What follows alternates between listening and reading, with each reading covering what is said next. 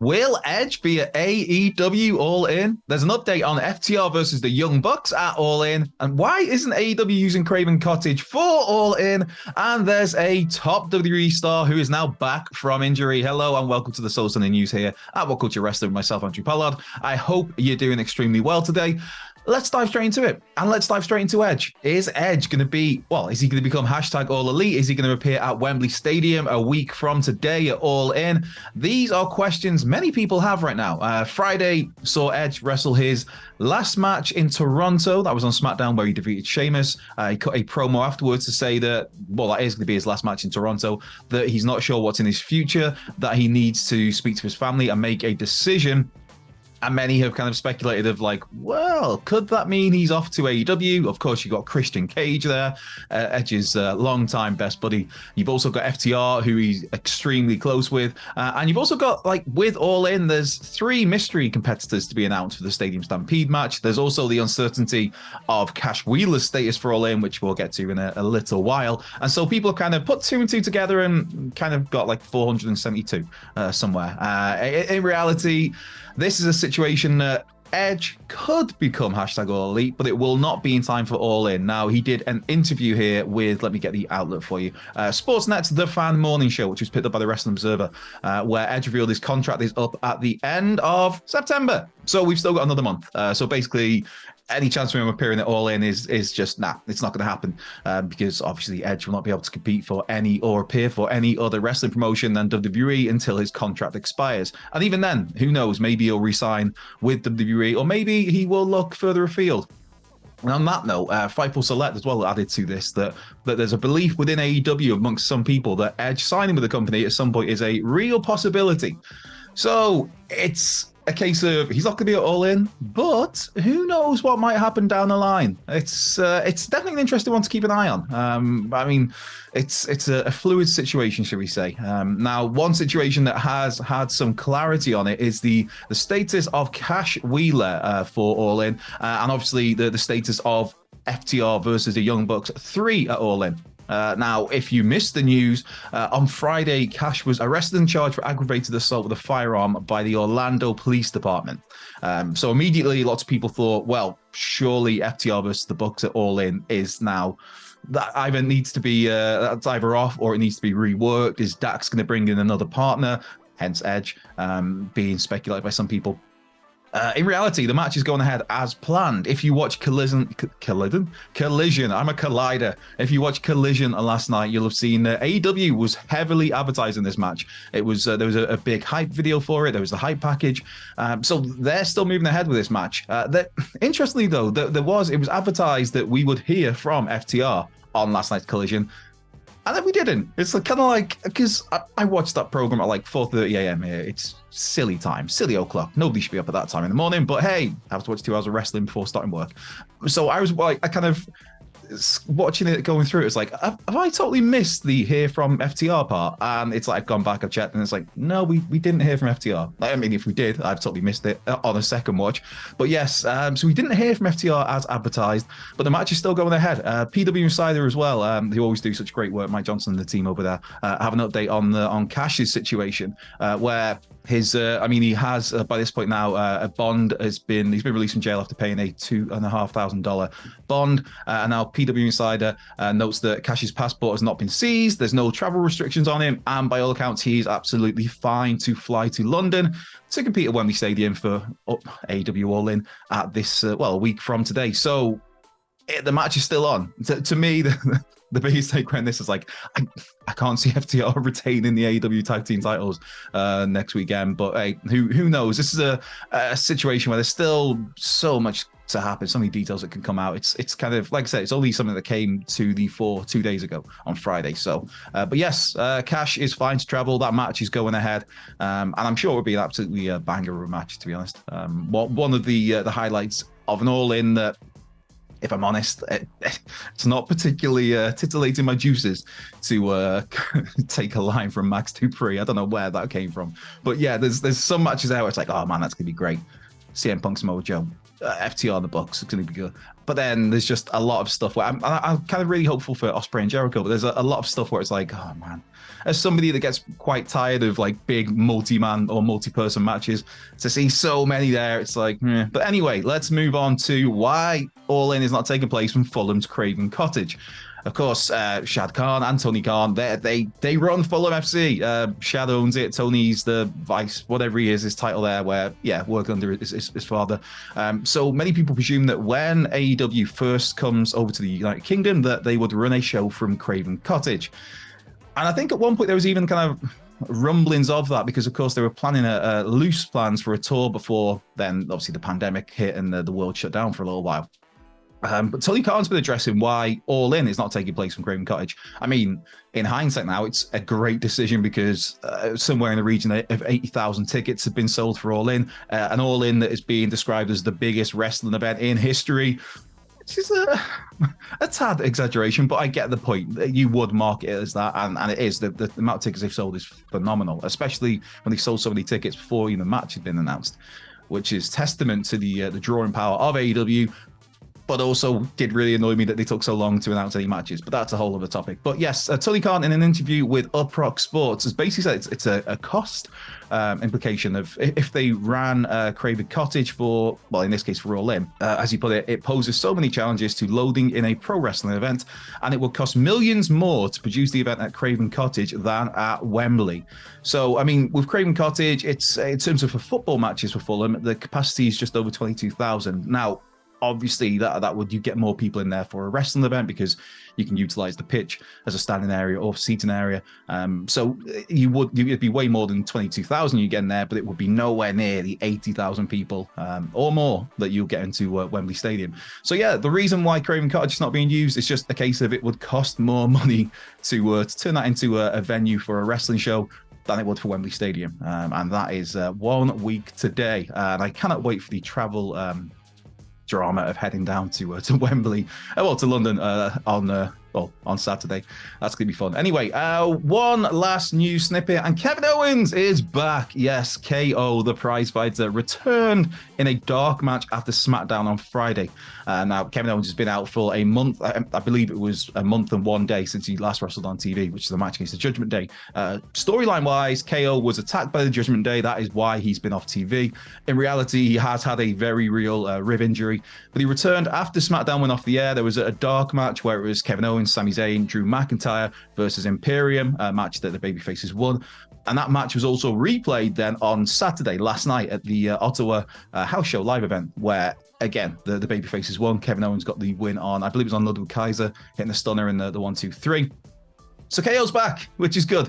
Kevin Owens on my TV is always a good time. I'm saying that, I don't know. Big Kevin Owens fan, but some of the, I'm really angry and I'm going to scream lots, I need to punch someone in the face. Some of that bit was getting a bit too much on the nose, but hey, KO's back, and that's a good time.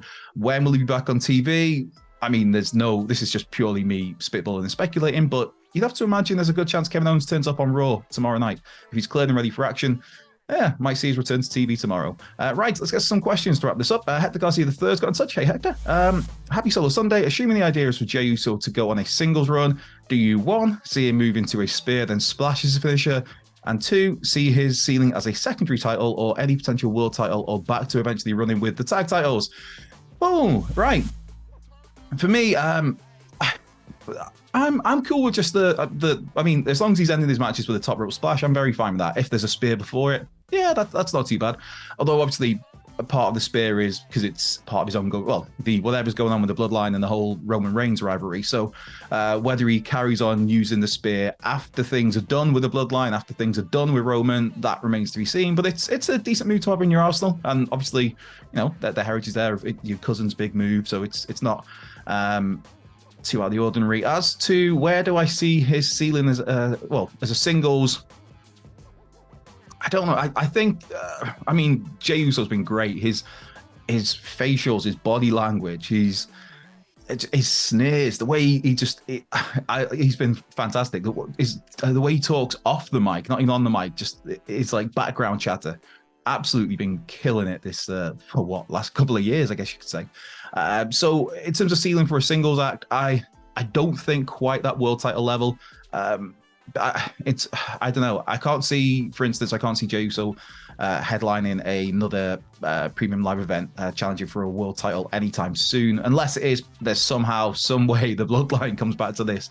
But once all that's done, I can't see him quite getting to those heights again. And I don't think that there'll be the split between the Usos. I don't think it's going to be too much for a long one. I think you do this if they can somehow drag it out until WrestleMania, because that to me would be great to see the twins, Jimmy versus Jay, at WrestleMania on that stage.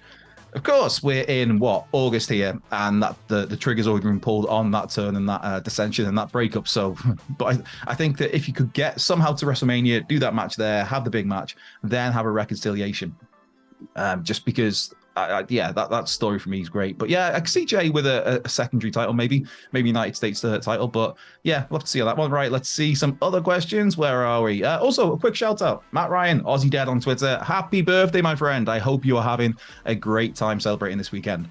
Right, Mark Solid's got in touch. Hey, Mark, with a fantastic picture there of his pooches. As ever, send pictures my way on a Sunday. Genuinely puts a smile on this face. Morning, Andrew. Pups say hi. Hello there. And love to tug. Right. Thoughts on who Christian Cage and Luchasaurus could feud with once they break up and fight? I'd love to see Cage and QT team up. No. It would be so much heat and so funny. Not really sure for Mr. Saurus.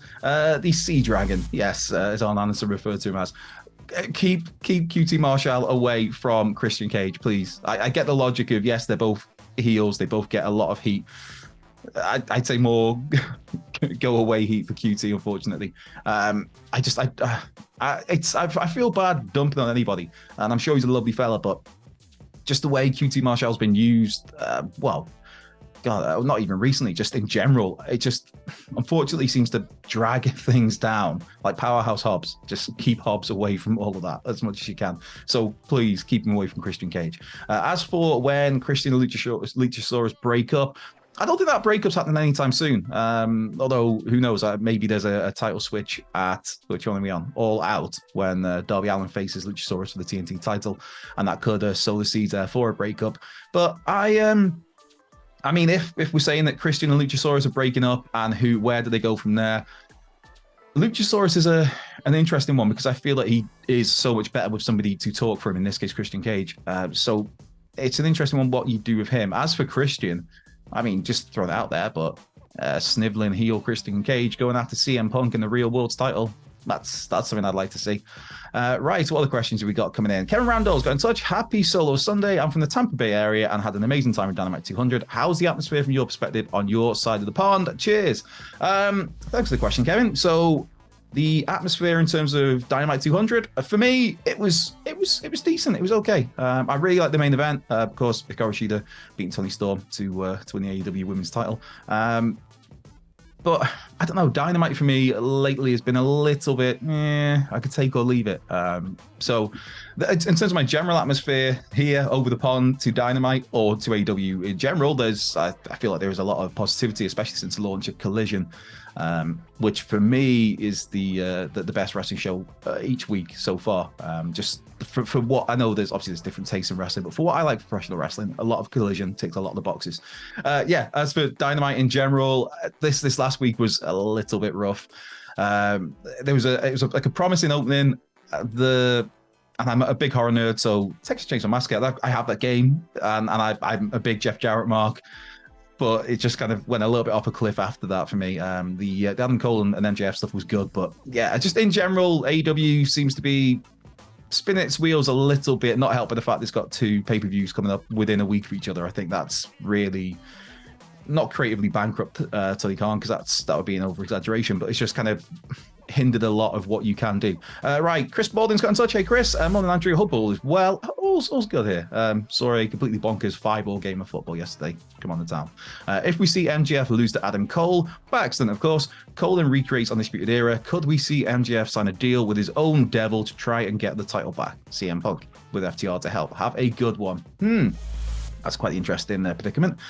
I don't see MJF aligning with CM Punk, although I think there could be something there where maybe that could somehow happen, that MJF kind of tries to buddy up to CM Punk and FTR. And then you could have this unique dynamic with the Maxwell Jacob Freeman character where he becomes this vulnerable babyface where everybody's turns their back on him. But he's just so good as a heel. Yeah, but obviously he's killing it right now as a babyface for however long this lasts. As for Undisputed Era, well, I mean, Kyle O'Reilly, unfortunately, there's no real update on him. He's one of those where he's in a situation not too dissimilar from Big E, where it's a case of will he get to a point where he can wrestle again? It's very serious what Kyle's going through. I mean, hopefully he does, because he's a great worker, great talent. And some sort of Undisputed Era will be good. Of course, Bobby Fish, whether he will go back to AEW or whether they would take him back, that remains to be seen. And then you've just got Roddy and Adam Cole. Baby. And then there's also the dynamic of the Kingdom, maybe bringing them, properly into the fold with Adam Cole, him joining forces or rejoining forces. So, it's an interesting one to look at that. But with MJF buddying up to CM Punk, Adam Cole defeating Maxwell Jacob Freeman for the world title, I don't think you do that just yet. I think there's still just so much money in this babyface pairing of Adam Cole and MJF that you can run with this a little bit longer before some sort of turn, some sort of whatever title switch. And I believe that is us done for this morning. This has been the Solo Sunday News. Myself, Andrew Pollard hat, What Culture Wrestling. I hope you're having the best day. I'm off to write about AEW Collision, ups and downs. Siren Miller will be here tomorrow with the ups and downs video for Collision. Right, have a great day. I'll catch you possibly next weekend, although who knows, because next weekend is All In, and I think we're all going to be down in Wembley Stadium if travel allows us to. So I have no idea when I'll see you next. But yeah, have a good one.